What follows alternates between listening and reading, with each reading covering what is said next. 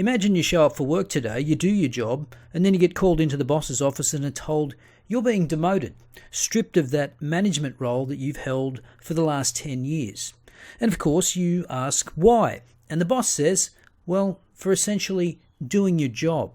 Now, maybe that's a little too crude of an analogy, but it's not too far off what happened to Ronald S. Sullivan Jr., Harvard's faculty dean of Winthrop House, one of Harvard's residential houses for undergraduate students.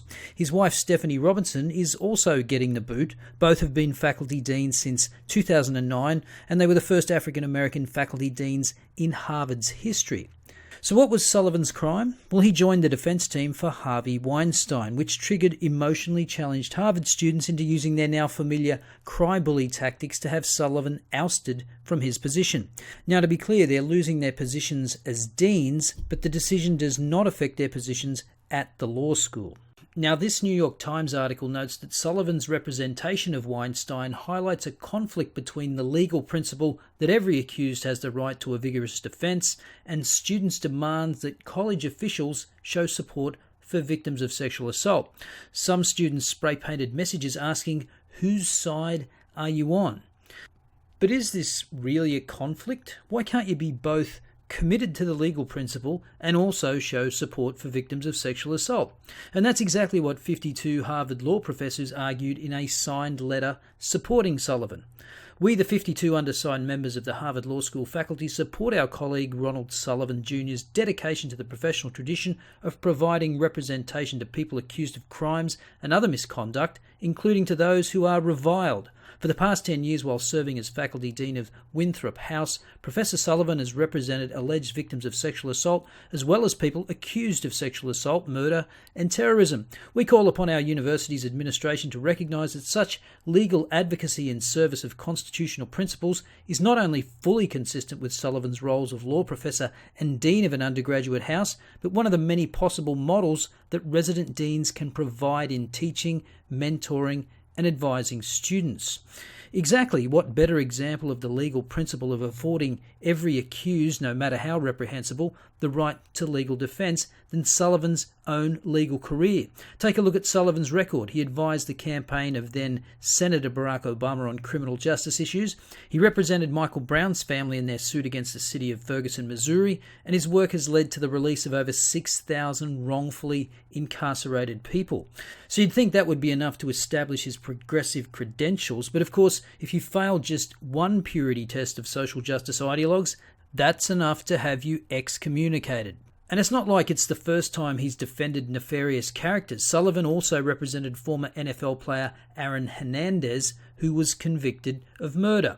So how did the administration finally cave into the caterwauling of emotional, fragile infants? Sullivan's defense of Weinstein was made public in late January. Then a week later, he criticized a Title IX sexual harassment investigation into Harvard economics professor Roland Fryer Jr. as deeply flawed and deeply unfair. Then in February, about 50 students organised a protest calling for college administrators to remove Sullivan from his post, following the script of campus activists by issuing demands including a public apology and a formal inquiry. Sullivan then wrote an email to Winthrop students explaining his decision to represent Weinstein, stating that every citizen charged with a crime is cloaked with the presumption of innocence, and it is particularly important for this category of unpopular defendant to receive the same process as everyone else, perhaps even more important. To the degree we deny unpopular defendants basic due process rights, we cease to be the country we imagine ourselves to be. He then followed up with another email announcing processes that he and his wife were implementing after soliciting students' feedback following his decision to defend Weinstein. Here's a piece of it. I write tonight after hearing, listening, reflecting and processing what was shared with Stephanie and me. We just finished another meeting with our tutor staff and resident dean, and we have worked up some suggestions and actions that we will be taking to move us forward so that all at Winthrop feel that this is a safe place and a happy and warm home. Now, admittedly, I'm not a Harvard professor, but I think this is a mistake. The moment you play into their victimhood narrative, you lose. When you start to use the language of safety, not in reference to physical safety, but safety from words, ideas, and opinions, you are now playing the activist game. A university has no obligation to make you feel as a student safe from words and ideas. In fact, it's their duty to subject you to ideas that make you uncomfortable in order to get you to think. But not surprisingly, in late February, the Harvard Crimson reported that the cowardly administration would conduct a climate review of Winthrop House over concerns about Sullivan's representation of Weinstein. One of the Harvard Crimson's own staff members, Danukushi Madayaki, started a petition on change.org that claimed, amongst other things, that for victims of sexual assault and rape on this campus who already feel disempowered by the sheer lack of activity in reprimanding such behaviour, the developments of Dean Sullivan's professional work are not only upsetting, but deeply trauma-inducing. To be perfectly explicit, I am not saying Dean Sullivan should not be defending Weinstein. I am saying that in his role as a House Dean, his defence of such a figure induces a great amount of fear and hurt in victims of the crimes that Weinstein is accused of, and although anyone facing the law is innocent until proven guilty, the scope of the Weinstein case still literally shakes people on this campus to this day. Of course, no proof is offered about the extent of trauma-induced fear and hurt in the students in one of the most privileged places on the planet. For those of you who are members of Winthrop House, do you really want to one day accept your diploma from someone for who, whatever reason, professional or personal, believes it's okay to defend such a prominent figure at the centre of the #MeToo movement? Yeah, because we understand the very important right of everyone, no matter what they're accused of, to a vigorous defence. But I guess it's understandable that you don't get it, Danu, since you are a film production student in that all-important field of visual and environmental studies. Then in March, Sullivan said in his first public remarks that lawyers are not an extension of their clients. Lawyers do law work, not the work of ideology. When I'm in my lawyer capacity representing a client, even one publicly vilified, it doesn't mean I'm supporting anything the client may have done. It's amazing that even needs to be said, that functioning adults that have the supposed intelligence to enter Harvard University can't grasp this basic concept. Now, the letter explaining the dumping of Sullivan and his wife was lacking in specifics, to say the least. My decision not to renew the faculty deans was informed by a number of considerations. Over the last few weeks, students and staff have continued to communicate concerns about the climate in Winthrop House to the college. The concerns expressed have been serious and numerous. The actions have been taken to improve the climate have been ineffective, and the noticeable lack of faculty dean presence during critical moments has further deteriorated the climate in the House. I have concluded that the situation in the House is untenable. So the cry-bullies win, and of course they're happy about it. Danu said, "My honest reaction is just completely gobsmacked, but in the best way. I'm very proud today of our college and our college administration for finally choosing to do the right thing." Ah yes, the right thing to do. Well, that depends on where you stand, doesn't it? But here's the real kicker. On Monday, Sullivan said that he was no longer representing Mr. Weinstein because a rescheduling of the trial to September had created a conflict with his teaching obligations at Harvard Law School. He said he would remain available to Mr. Weinstein's legal team for advice and consultation. Now, some have suggested that there is a racial element to this decision. The Harvard Black Law Students Association criticised the decision by the university to conduct a climate review and expressed concern about the racist undertones evidenced by the disproportionate response to this issue by the university. Mr. Sullivan himself suggested that race was playing a role in the handling of the controversy. "It is not lost on me that I'm the first African American to hold this position.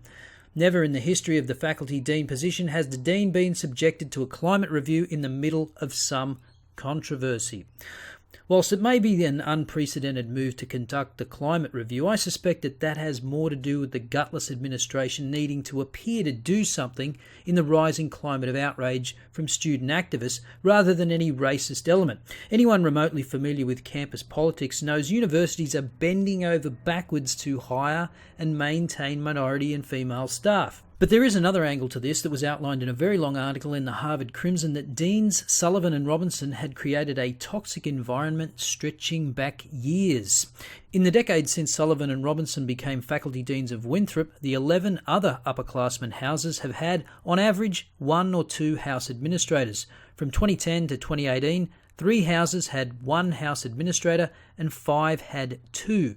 In 2018, the average tenure of a non-Winthrop house administrator was 9.5 years.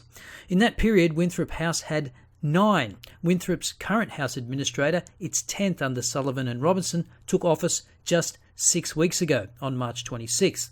So on average, 1 year as opposed to 9.5. 11 current and former Winthrop staff members said they believe Sullivan and Robinson created a challenging environment that led to the high turnover of house administrators. 4 former Winthrop staff members said they saw house administrators cry while on the job, sometimes after being told to do things they believed fell out of their purview, including personal errands and tasks for the faculty deans, such as grocery shopping. Cohn, who left the House in March, wrote in an emailed statement to the Crimson that the 3 permanent House administrators she overlapped with all faced difficulties while working for Sullivan and Robinson. Of course, there are plenty of others who said they enjoyed working for the couple, and as anyone knows who's had to run a team of people, you're never able to please everyone, and some people are going to complain no matter how you run things. However, there's enough smoke in this article to suspect there was at least a small fire burning in Winthrop.